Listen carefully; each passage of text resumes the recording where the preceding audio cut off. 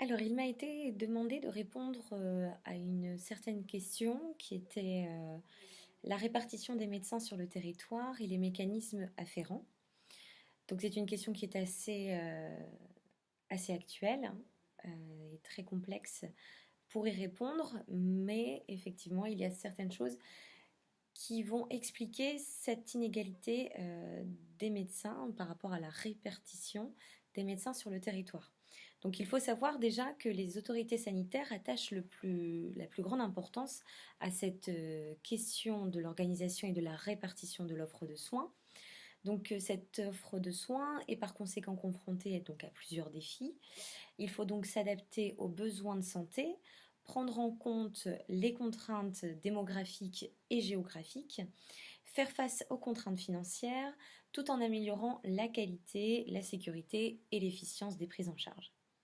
Alors, il faut savoir qu'il y a quand même pas mal de nouvelles réformes qui ont vu le jour ces dernières années, mais aucune n'avait été en adéquation avec la disparité de la population française à l'heure actuelle. Pourtant, le système de santé français est souvent présenté comme un système qui est paradoxal, puisque l'OMS a jugé que la France avait fourni les meilleurs soins de santé au monde. Donc, ce qui fait que notre pays va se distinguer par le temps, euh, par un indice relatif d'inégalité particulièrement élevé, mais l'égal accès aux soins n'est pas toujours assuré. Donc il y a par conséquent une coexistence entre deux évaluations, dont l'une va s'attacher aux principes énoncés dans les textes, ainsi qu'aux dispositifs qui sont mis en place, qui vont permettre de les mettre en œuvre, et l'autre montre une réalité qui est totalement irrégulière sur le terrain.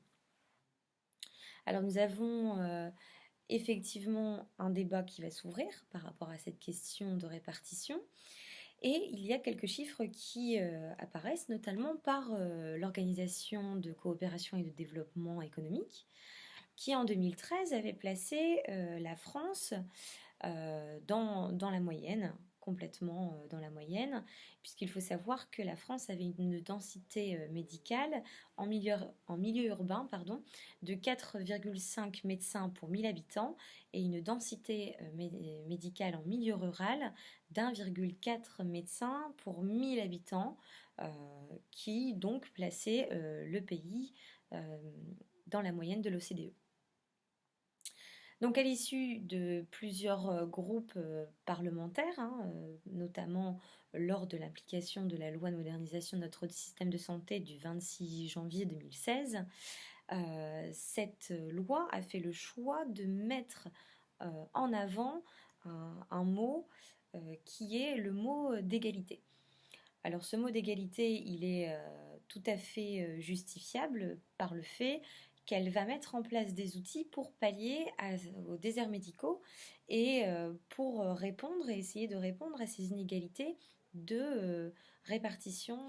Donc je vous ai mis et je vous ai placé donc une carte que vous allez pouvoir visualiser, donc la densité des médecins en 2017. Donc comme j'ai pu le mettre par rapport aux chiffres de l'OCDE, là cette fois-ci, le nombre de médecins en activité régulière est représenté pour 100 000 habitants. Donc nous voyons qu'il y a à Paris 681,2 médecins pour 100 000 habitants. Aux Alpes, en Haute-Alpes, 446 médecins par habitant. Et également des chiffres de l'outre-mer, puisqu'il ne faut pas les oublier, notamment à Mayotte, où il y a 133,1 médecins pour 100 000 habitants. Donc ce qui représente quand même un chiffre qui est quand même assez élevé et qui pourtant est totalement en inégalité par rapport à l'ensemble du territoire, puisqu'il y a la constitution de la France du plein, qui va donc représenter des métropoles où il y a une activité médicale qui est vraiment abondante. Mais il y a également la France du vide, qui est représentée par des bassins de vie, où là, cette fois-ci, les zones, ce qu'on va appeler des zones sous-dotées. Où là, cette fois-ci, les besoins de la population sont tout aussi importantes et il faut véritablement qu'on trouve une solution par rapport à cette problématique. Ce qui est vraiment l'enjeu de cette loi de modernisation de notre système de santé, mais qui pourtant montre encore en la pratique certaines failles.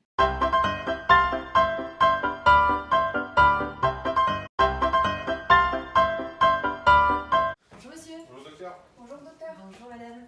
Docteur Carrette, enchanté. Bonjour.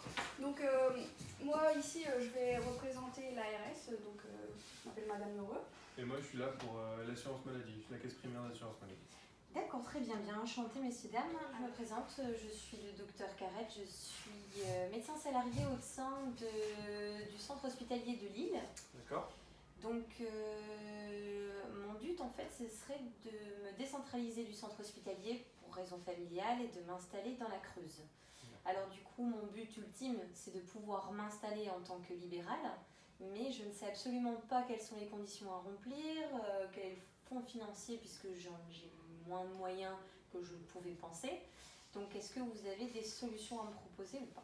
Alors tout à fait, nous avons un contrat spécialement conçu pour aider les médecins à s'installer. C'est le contrat d'aide à l'installation des médecins, le CAIM. Il faut remplir plusieurs conditions pour pouvoir adhérer à ce contrat. Il faut entre autres être un médecin libéral conventionné de secteur 1 ou de secteur 2. Ça vous pose pas de problème pour l'instant ? Vous comptez vous installer Non, pour le moment, non, absolument pas. Mais alors, du coup, est-ce qu'il faut une durée d'installation ? Parce que, en aucun cas, c'est la première fois que je m'installe. Hein. Ça, soyons clairs. Donc, le contrat dure 5 ans. Vous allez devoir vous installer dans une zone sous-dotée. La Creuse remplit parfaitement les conditions. Sous-dotée ? Les zones sous-dotées, c'est les zones où le nombre de médecins par rapport au nombre d'habitants n'est pas optimal. C'est-à-dire des airs médicaux si vous voulez. Voilà. C'est vraiment une zone où il y a un besoin et pas une réelle offre. D'accord, voilà, tout à fait. Et donc, pour ce qui est de la Creuse, elle remplit parfaitement cette condition. Vous allez devoir exercer en groupe, donc avec plusieurs médecins, donc il ne faudra pas vous sentir, vous vous sentirez pas seul, il n'y a pas de problème à ce niveau-là.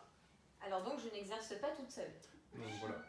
C'est au sein d'un groupe de médecins qui peut être pluriprofessionnel. Ouais. C'est-à-dire que c'est type maison de santé, c'est ça ? Oui, voilà, tout à fait. Vous voyez ce que c'est ? Oui. Voilà. Après, il faut savoir que vous devrez exercer en tant que libéral au moins 2 jours et demi par semaine pour pouvoir adhérer à ce contrat. D'accord. Donc, concernant l'aspect financier, c'est plutôt... Alors voilà, comme dit ma collègue vous l'a dit, c'est pour une durée de 5 ans. Ouais. Donc pour un total de 50 000 € qui sera versé pour la moitié, donc 25 000 € à la signature du contrat et 25 000 € après la première année d'installation. D'accord. On va dire il faut comme savoir une que par récompense contre, d'anniversaire, on voilà. va dire. Voilà. Par contre, on se base sur 50 000 € pour un exercice de 4 jours minimum par semaine.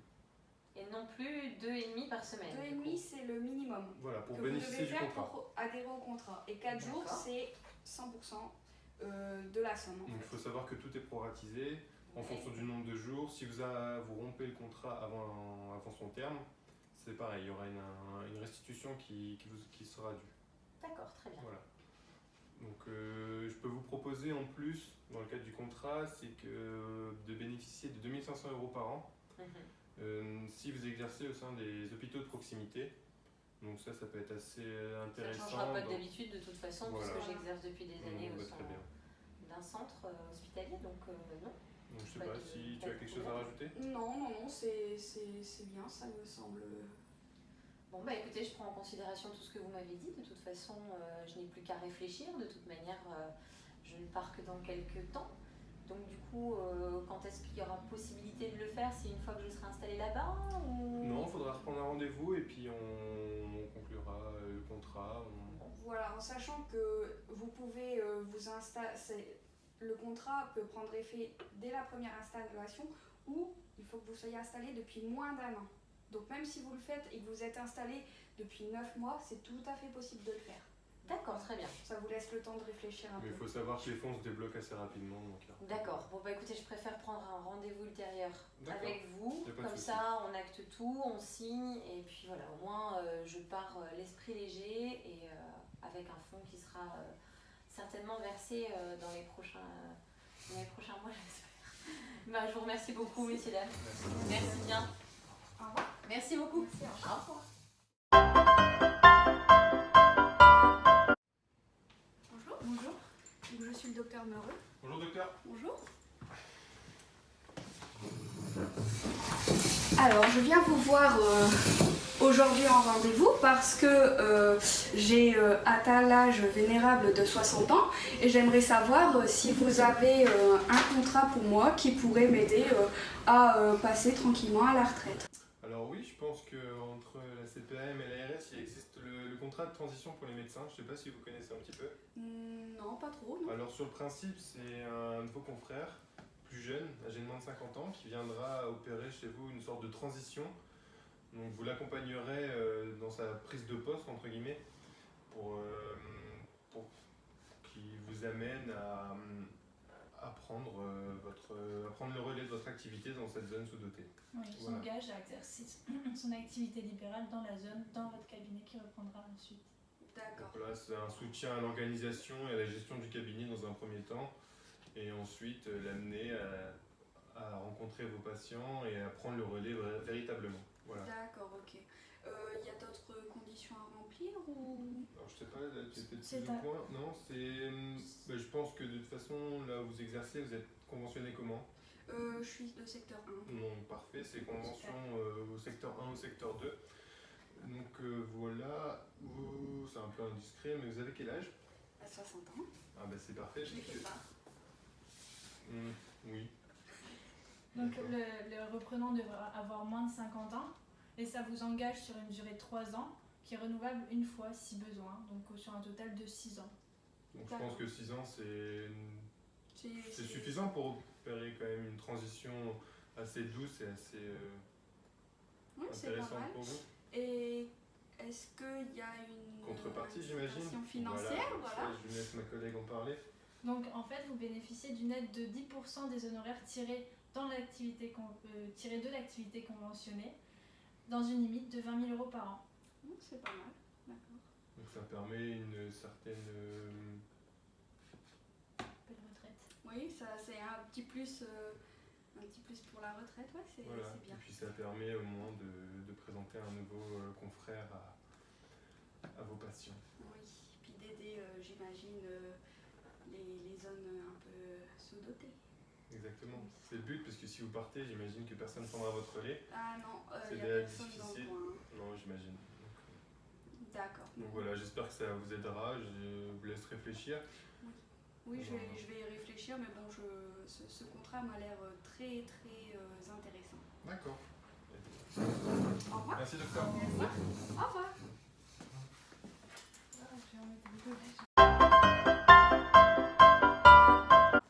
Bonjour, docteur Hollande. Bonjour, Madame Heureux. Bonjour. Bonjour docteur, mademoiselle Courotte. Donc moi je vais représenter lors de cette réunion la CPAM et ma collègue s'y représentera l'ARS. D'accord.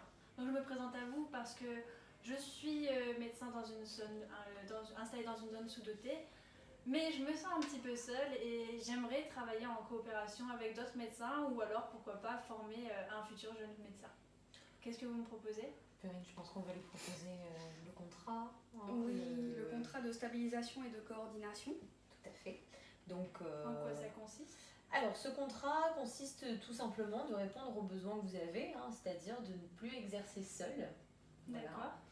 Et par contre, il va falloir répondre à plusieurs conditions. On va vous les lister. Mais vous allez, à mon avis, remplir tous ces critères de toute façon, puisqu'il faut être donc installé dans une zone sous-dotée. Bon, ça c'est ce qui bon. vous représente.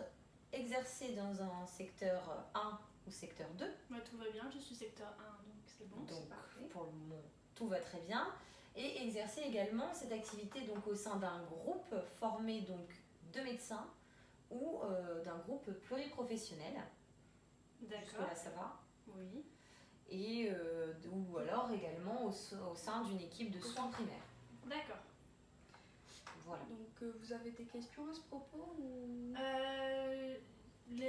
La contrepartie de ce contrat, Donc alors les bénéfices que je pourrais avoir.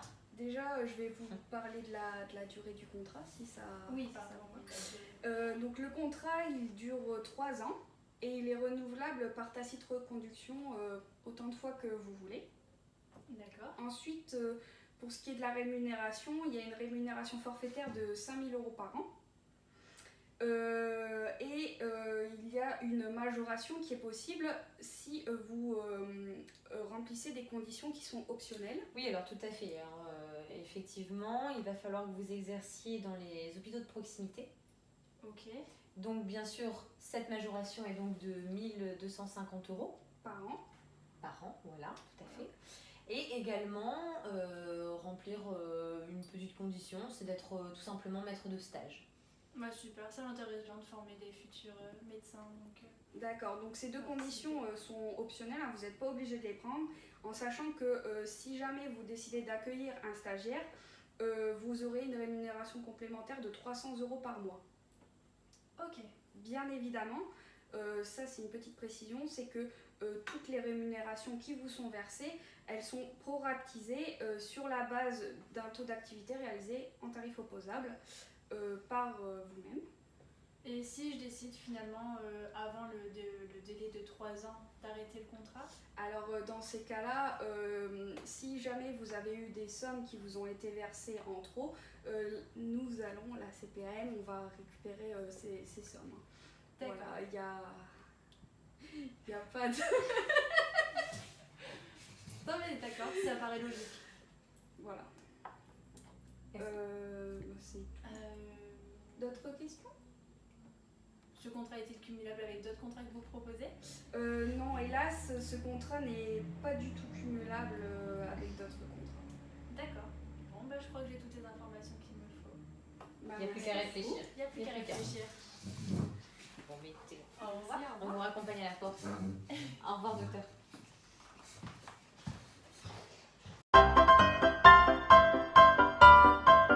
Bonjour. Bonjour, docteur. Bonjour. Bonjour. Je vous en prie, installez-vous, docteur. Merci. Alors, je me présente, mademoiselle Corotte. Je m'occupe donc de la CPAM. D'accord. Et je suis en compagnie de ma collègue, mademoiselle Hollandre, qui, elle, travaille à l'ARS. D'accord. Bon, je vous explique un peu ma situation. J'exerce en libéral et j'ai eu vent de confrères qui avaient quelques difficultés à exercer dans des zones sous-dotées. J'aimerais bien savoir s'il est possible pour moi d'aller les aider. Et si jamais il y a des petits avantages, enfin si vous pouvez me proposer quelques... Oui, effectivement, nous avons un contrat de solidarité territoriale des médecins. D'accord. Donc le but de ce contrat, c'est bien de renforcer les zones sous-dotées par des médecins de zones qui ne sont pas sous-dotées, ce qui est apparemment Par votre contre, cas. je vous préviens, j'exerce en secteur 2, est-ce que ça pose un problème? Non. Pas. Ça fait partie des conditions d'exercer secteur 1 ou secteur 2. Donc D'accord. pour le moment, tout va bien.